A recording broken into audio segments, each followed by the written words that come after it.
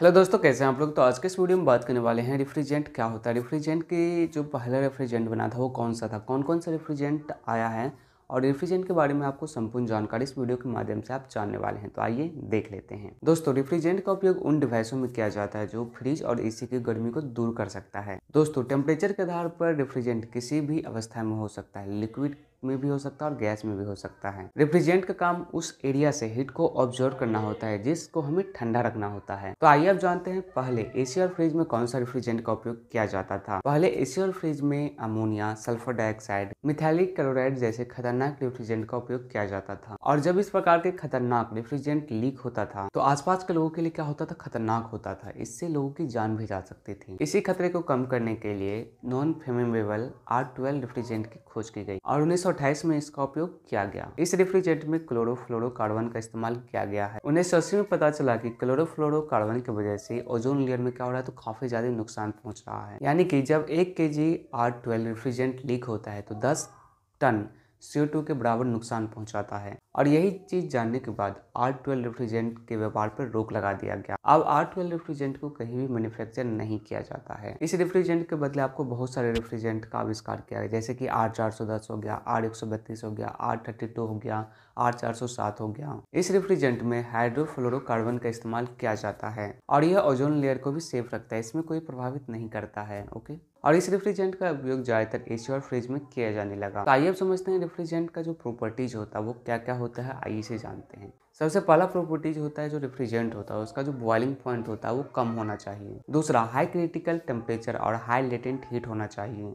तीसरा, high thermal heat होना चाहिए। चौथा, किसी भी मटेरियल को कोई नुकसान नहीं पहुंचाना चाहिए। नॉन फ्लेमेबल होना चाहिए और इसमें कोई विस्फोट नहीं होना चाहिए। इसके बाद नेक्स्ट है जहरीली नहीं होना चाहिए। इसके बाद नेक्स्ट है सस्ता और आसानी से उपलब्ध होना चाहिए और ओजोन और पर्यावरण को कोई नुकसान नहीं पहुंचाना चाहिए। तो दोस्तों, आइए आप जानते हैं working principle of refrigerant in air condition system. R410A का रेफ्रिजरेंट जो होता है उसका जो बॉइलिंग पॉइंट होता है वह -45 डिग्री सेल्सियस है। इसका मतलब -45 डिग्री सेल्सियस पर जो रेफ्रिजरेंट होता है वो क्या होता है, तो उबलने लगता है, बॉयल होने लगता है। अगर हम इसको अपने हैंड पर रखेंगे तो यह हमारे हाथ के टेम्परेचर पर क्या होगा, तो उबलने लगेगा। यह रेफ्रिजरेंट एसी यूनिट के सभी पार्ट्स में ट्रेवल करता है। तो आइए सबसे पहले इवोपरेटर से इस प्रोसेस को हम देखते हैं। दोस्तों, इवोपरेटर जो होता है वो एसी का क्या होता है, तो इंडोर यूनिट होता है।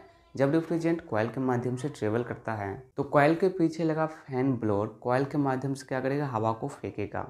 इस हवा में मौजूद गर्मी के कारण जो कॉइल के अंदर का रेफ्रिजरेंट होता है वो क्या होता है, तो वेपर में कन्वर्ट हो जाता है। फिर इस हवा में मौजूद गर्मी के कारण कॉइल के अंदर का जो रेफ्रिजरेंट होता है वो क्या होता है, तो गर्मी के कारण वेपर में कन्वर्ट हो जाता है। और रेफ्रिजरेंट के अंदर का जो क्या होता है, तो ठंडक होता है वो क्या होता है, तो हवा में ट्रांसफर कर दिया जाता है। वही हवा रूम में जाकर क्या होता है, तो ठंडा हवा देता है। ओके, और फिर यही रेफ्रिजरेंट जो होता है वो कंप्रेसर के अंदर चला जाता है। कंप्रेसर के अंदर जाने से पहले यह refrigerant low pressure, high temperature और वेपर फॉर्म में रहता है। रेफ्रिजरेंट को कंप्रेसर में जाने के बाद कंप्रेसर रेफ्रिजरेंट को अच्छी तरह से कंप्रेस करता है और हाई प्रेशर से इसको बाहर की तरफ फेंकता है। जब यह रेफ्रिजरेंट कंप्रेसर से बाहर आता है तो यह refrigerant high pressure, high temperature और वेपर फॉर्म में रहता है। यह जो कंप्रेसर होता है वो क्या होता है, तो आउटडोर के अंदर होता है। कंप्रेसर में जाने के बाद जो रेफ्रिजरेंट होता है वो कंडेंसर में जाता है। वो कंडेंसर होता है वो कहाँ होता है, तो कंप्रेसर के बाद लगा होता है आउटडोर में। ओके, और यह कॉइल के रूप में लगा होता है। जब रेफ्रिजरेंट कॉइल के माध्यम से गुजरता है तो कॉइल के पीछे लगा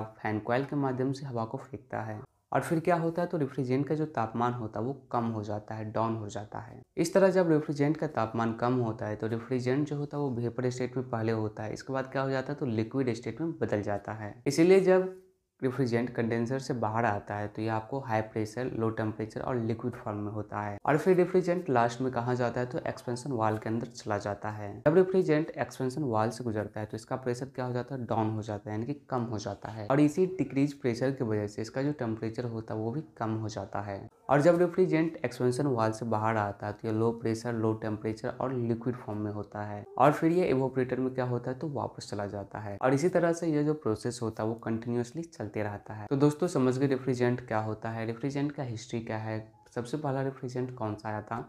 वीडियो पसंद आया तो वीडियो को लाइक जरूर कीजिएगा। Thanks for watching this video. Thank